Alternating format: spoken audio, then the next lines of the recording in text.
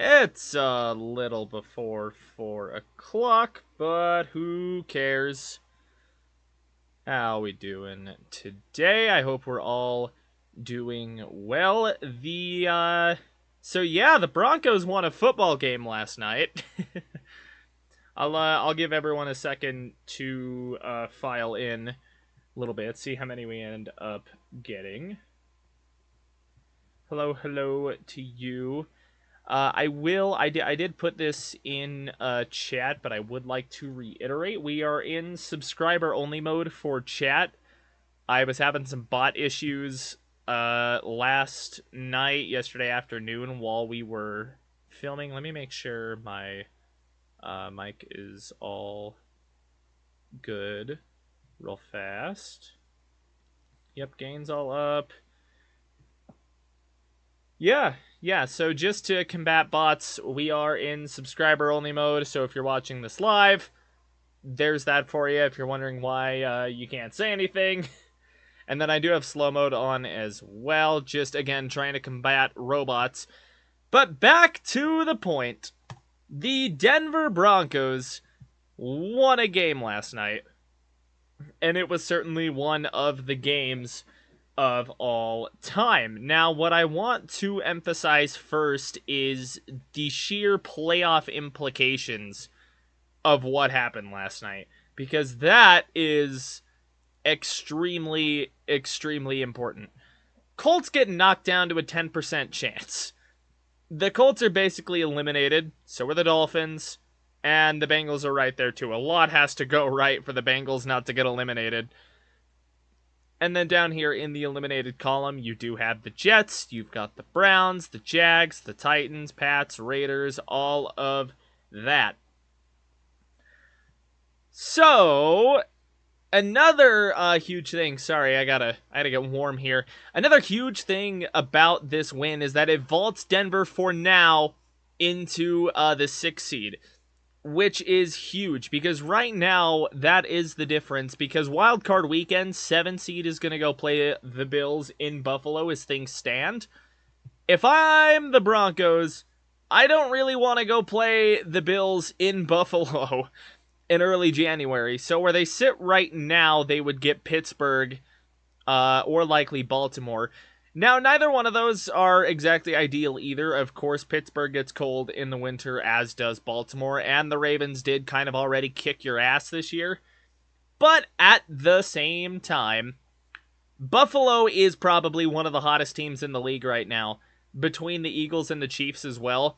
Which, the Chiefs, I was looking at something, and I'll show that in a second. We'll go look at that, because I had Pro Football Reference pulled up because I was curious. If you thought the Chiefs' bullshit was bad, man. But we'll get into that later, of course. Once again, playoff picture here. Denver jumps up to the 6th seed. They can clinch on Thursday night with a win over the Chargers. So Broncos, all they got to do in Week 16 is win, and they are in. Once again, I want to welcome everybody in. If you are just sifting in, we are looking at the playoff implications of the Broncos' victory. Subscriber mode is on just to fight against bots. So there is that. Anyways, into the game. Broncos and Colts played a game yesterday. It was a game that happened. I have a lot of nitpicks with it, and I have some fears right now. But I would like to just go into the fact that the Denver Broncos now they have clinched their first winning season since 2016. 9-5 right now. They cannot possibly finish with a losing record. And they did it in ugly, ugly fashion. Passing game first, just to start out with. I mean, Bo Nix kind of reverted back into September Bo Nix right here, and I've heard that getting thrown around a lot as of late. 20 of 33, 130 yards, 3 touchdowns, 3 picks, a lot of threes on this stat line. ESPN QBR of 15.3 and a 61.4 passer rating. But man, you should have seen what the other guy did. 17 to 38, so not even 50%. 172 from Anthony Richardson. No touchdowns, 2 interceptions. Took 2 sacks, 36.3 passer rating, and 34.6 QBR. So he does do a little better than Nix in that department. But he ultimately was not the winning quarterback. Broncos rushing defense kind of got gashed a little bit. But there is a little bit of a caveat to that, because if you take away this Jonathan Taylor 40-yard run, it is a pretty pedestrian day. It's very, very light for Taylor. But alas, he does get that 40-yard run. But I got to thank the man. Jonathan Taylor pretty much handed the Broncos their first winning season. That play was the catalyst to get the Broncos off of their ass and just into the game. And even then, it took them a while to get anything going. So no touchdown for him there. Has the long run of 40, although that fumble, of course, led to the touchback that got the Broncos the ball back. Anthony Richardson, good game on the ground, although it seemed the Colts moved away from the quarterback run game after the first half, which I thought was kind of weird because Anthony Richardson was running pretty damn well.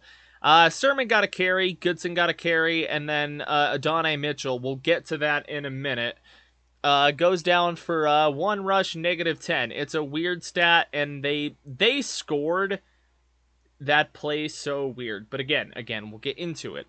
I want to praise the absolute hell out of this Broncos defense real quick, because they played their asses off to keep Denver in the game, man. I'll tell you that much. Brandon Jones with a great game, 3 pass defense. He had a pick. Stranad 9 tackles with a TFL. Cody Barton 8 tackles. Roach 6. Nick Benito had the half a sack, 5 tackles with a TFL. And he had what was scored. This was my nitpick here. It's basically a pick 6. And I think he should appeal that scoring decision to try and bolster his case for Defensive Player of the Year. Alas, Nick Benito scored what is written down as a fumble recovery touchdown because apparently the pass was thrown backwards, which it kind of had to be to set that entire play up. Case in point, Nick Benito scores another touchdown. DJ Jones recovered a fumble that was forced by PJ Locke. He just put head to ball, and that was another play that really changed the course of that game here. But some other good performances. Jaquan McMillan had a good day. Jonathan Cooper was pretty good. Got some work out of Dondre Tillman, who had the other Bronco sack. John Franklin Myers had the other half a sack. Chris Abrams-Drain was a guy that stepped up incredibly well. I was scared without Riley Moss coming into this that KAD would be a little bit of a liability here. But he showed out incredibly well.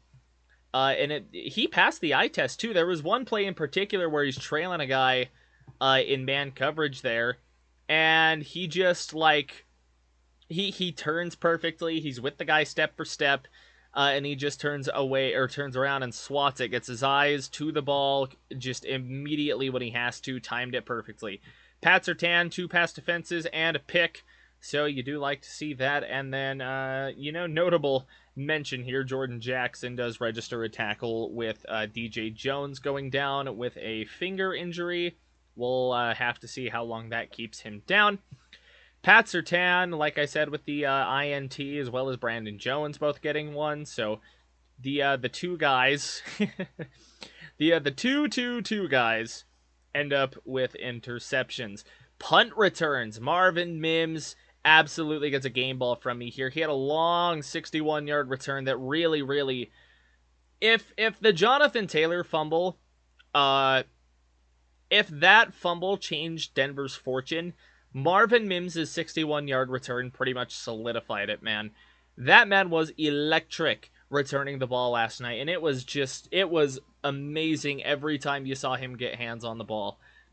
He had Will Lutz. He only had to kick one field goal. Nailed it. 4 for 4 on the PATs. Riley Dixon had a decent night punting. Did have the 2 touchbacks. He strong-legged one of them for sure, but he pinned 3 in the 20. So you like to see that from your guy. Rigoberto Sanchez was good on the other side as well, so neither side can really be bad with their punters. Anthony Gold had a really nice long return too before he got outmatched by Mr. Mims. And so we'll just kind of come look at some of the raw team numbers here, and it was kind of bad. I ain't even gonna lie. 193 yards from the Broncos, and we'll get to that a little more in depth in a second. 3 turnovers, 13 first downs. It's less than ideal, and yet they somehow only lost the time and possession battle by like 3 minutes. No idea how they managed that one, but it is something they managed. Passing first downs, they only had 5. Rushing first downs, they only had 5. And then they got a couple from penalties as well. They were 6 for 17 on third down. This looked like a September Broncos game. If I'm going to be completely honest, this looked exactly like a September Broncos game. Which is not exactly what we want to see with 4 games to go coming into this one. Excuse me, sorry, voice is still a little hoarse from yelling yesterday. So like we said, passing game was not good, but the Denver Broncos rushing game, man. This has been a problem all season, but I feel like it's only really reared its head as of the last couple of weeks. Because there were a couple of plays here, notably a 3rd and 1 that Nix threw an interception on. Sean Payton has no confidence in this run game right now. And I mean it makes sense. 72 rush yards, 27 rush attempts, 2.7 a pop. That is not going to get it done in the playoffs, and I'm really scared about that going forward, because if Denver cannot find a way to run the ball, you are going to get blown the hell out in January. And this game, in the playoffs, really, and this game was kind of just another... I guess just like an affirmation of Denver's issues running the ball right now. We'll come look at this. I mean, you had Bo Nix leading the team. 8 carries, 23 yards, and he got 16 of it on a little first down scamper. Jaleel McLaughlin, 7 of 21. Javonte, 6 for 15. Estime, 5 for 13. And really, too, like, I think a big part of the problem here is that Peyton won't commit to just one running back. I mean, you see the spread of the carries here just between your McLaughlin, Williams, Estime, what have you. None of these guys really get a chance to, like, get into a rhythm, really. Like none of these guys have the opportunity to get a feel for the game, and so you end up stuck with just an ineffective rush game until some guy gets hot, and then you kind of ride him from there. But that has been an inconsistent at best strategy for the Denver Broncos this year, and I don't think that's going to work in the playoffs. Because now it's like, can you trust your quarterback in the fourth quarter to kill clock with just little short dink and dunks? Because you don't trust your run game. Other teams know you don't trust your run game. Sorry, I didn't mean to go over to that tab. Other teams know you don't trust your run game as well, because it is absolutely abysmal. I mean, if we come look at the Broncos rushing numbers here, just per game, on a per game basis, that's passing. I'm dumb. Just from a rushing standpoint, I mean, the Broncos are not good. And from last week to this one, I believe their average fell by like another 3 yards. So they're barely over 100 yards a game on average, hypothetically. They only put up 72 here with 2.7 a pop. This is a team that cannot run the football, and so when you're putting that much on your rookie quarterback on a 9-5 team because you cannot run the damn football, that is a recipe for disaster. And it might work during the regular season, but when the teams get tough, when you're playing in those cold weather games in January, because the Broncos will have to go on the road, assuming they make it here, then that is going to be huge. And that's a huge reason why, if you're a Broncos fan, you're really hoping you don't go to Buffalo, and ideally you end up in maybe Pittsburgh or Baltimore, just depending on who wins that division. They do have a crucial matchup coming up in a week or two. I can't remember if it's next week or not. But really, and like I said, again, Broncos clinch if they can beat the Chargers on Thursday.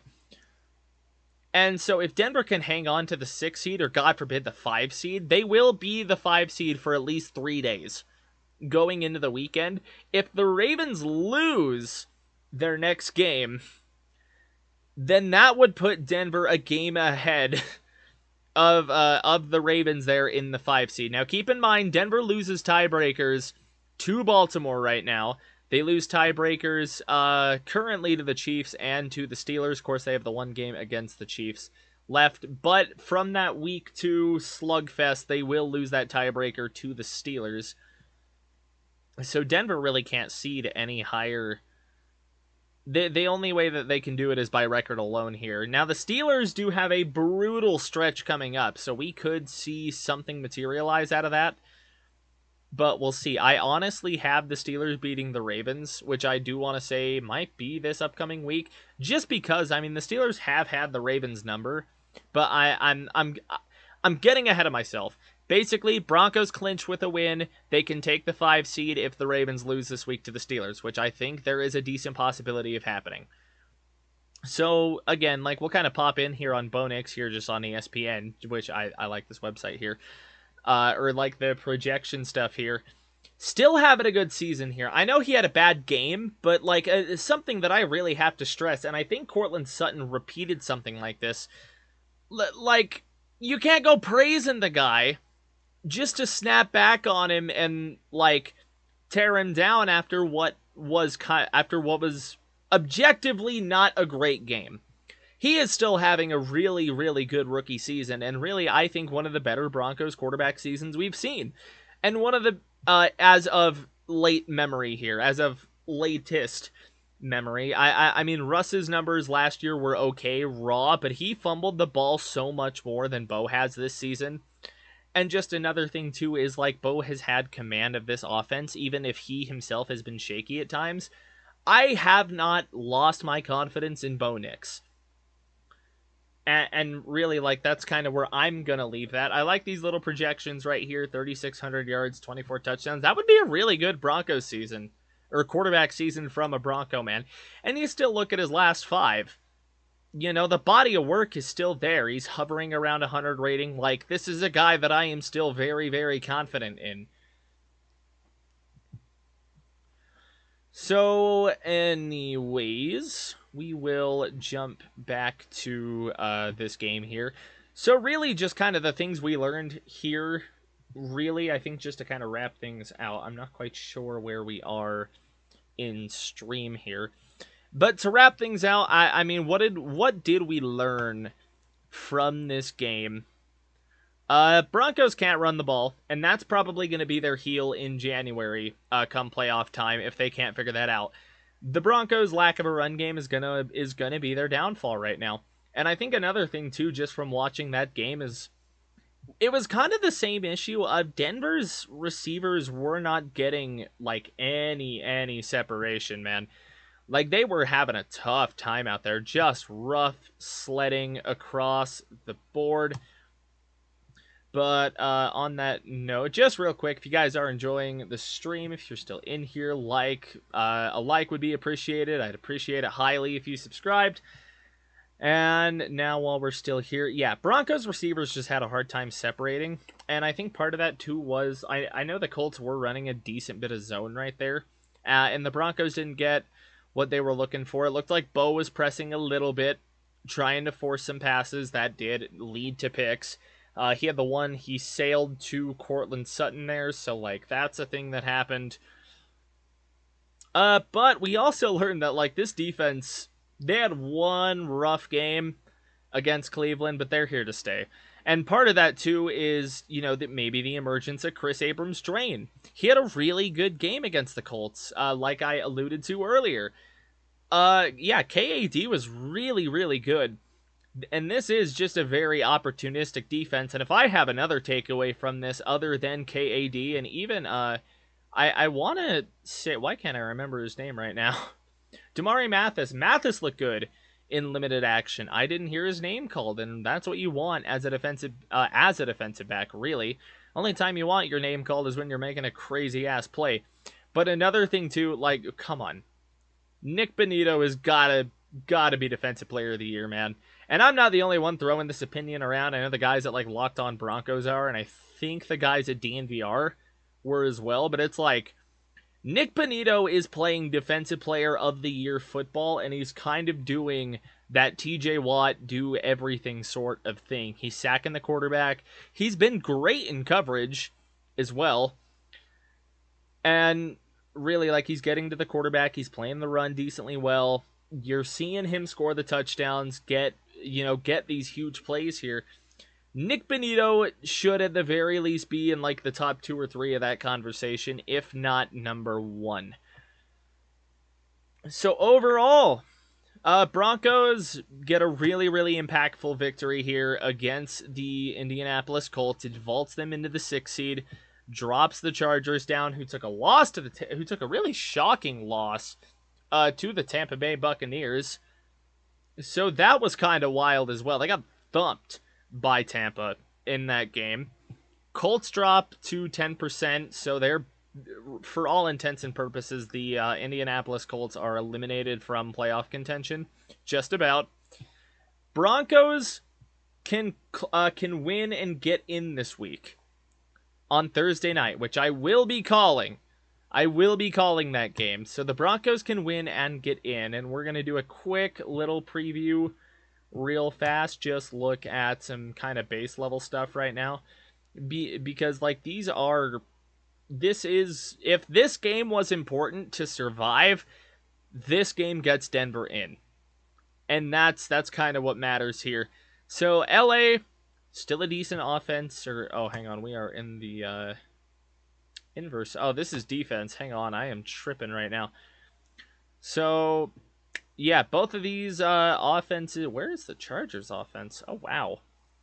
Okay, Chargers offense is bottom 6 in yards per game. Broncos aren't doing too much better, to be completely honest. Broncos are about bottom 10, bottom 11. Chargers bottom 10 offense in yards per game.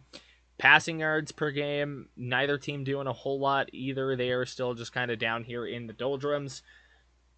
Just quickly previewing this. Running the ball, the Chargers and the Broncos are still just kind of down here, a little higher than they were on some of these other stats, but like these are 2 just ineffective offenses this year. Not ineffective, but definitely a little less consistent than you'd like to see. The Chargers are soulless without J.K. Dobbins. That entire offense runs through J.K. Dobbins. So if the Broncos can shut him down, it's pretty much wraps for the Chargers. Defensively, these two teams are great. Broncos with 315.3 yards per game. Chargers 336. So these are separated by about 2 first downs here. Passing yards per game is where the Chargers do trump the Broncos for now, although the Broncos are still up in that upper echelon. 5 yards separating those standings right there. Rushing yards per game, Broncos top 5 right now, and the Chargers are down a little bit. So I've been saying this for weeks now. If there is an opportunity to get your running game going and to commit to a back, it is against the Chargers defense that is giving up 125.1 yards per game. Points per game offensively. I'll get back to that. Defensively, Denver ties for number 1 in defensive points per game. 17.6 with the Chargers and the Eagles. Now here's where it gets fun. We go to offensive points per game real quick. The Broncos are top 10 with 24, while the Chargers are languishing down here at 21. So with that being said, this isn't the Orange Show. I just wanted to give it a quick look. And now I touched on the Chiefs earlier, because their bullshit knows no bounds. We're on PFR right now. If we jump down to look at their 2024 season, they are expected to be 9-5 based off of their point differential, which is crazy right now. The Chiefs, with their strength of schedule, SRS score, win-loss, what have you, should be 9-5, just like Denver, instead of 13-1. The luck allegations are not being beaten here by the Chiefs. But just before we get out of here, of course, I'm going to wrap everything up, kind of bring it back to the start. Denver can clinch with a win on Thursday against the Los Angeles Chargers. It's going to be a tough game. Both offenses are kind of mid as fuck right now. And you've got both defenses that are playing at a really high level, although the Chargers are coming off of a huge loss to Tampa Bay. I could see the Chargers coming out and socking Denver in the mouth, just, a little hungrier off of that loss to Tampa Bay. But I think that did show that the Chargers are very vulnerable. If you shut down J.K. Dobbins, you can shut down the Los Angeles Chargers. I will be previewing this game later on during the week. That will be, honestly, likely tomorrow. I'll be previewing this game a little further in depth. So, if you want to see that, subscribe, like and subscribe, and I will see you guys in tomorrow's Orange Show. I'm thinking same time, just around 4, maybe 4:30, maybe 4:30. But yeah, if you haven't subscribed yet, you're missing out. You get to talk in chat, have some back and forth with me. Just did that to, to fight against bots. I was getting a lot of bots on the last stream. Not exactly ideal. So we are just trying to fight and combat that. But yeah, with that being said, thank you all for watching. I will see you in the Orange Show tomorrow. And you all have a wonderful evening.